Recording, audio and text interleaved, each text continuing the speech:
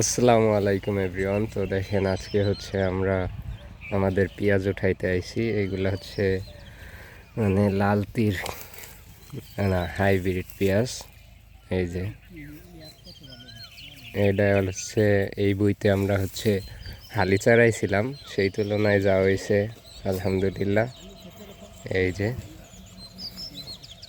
দেখেন আর আব্বু উঠাইতেছে, আরও সকালে আইছে আর আমি মাত্র আসলাম। আব্বু রাগ করতেছে আমাদের।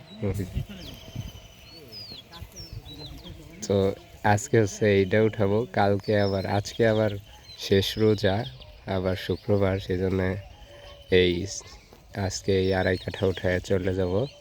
কালকে হচ্ছে এই যে 3টা তাল গাছ দেখতেছেন, এইটা হচ্ছে আমাদের জমি, ওইটা পরশু দিন উঠাবো। কালকে তো ঈদ, তো ঈদের পরের দিন উঠাবো।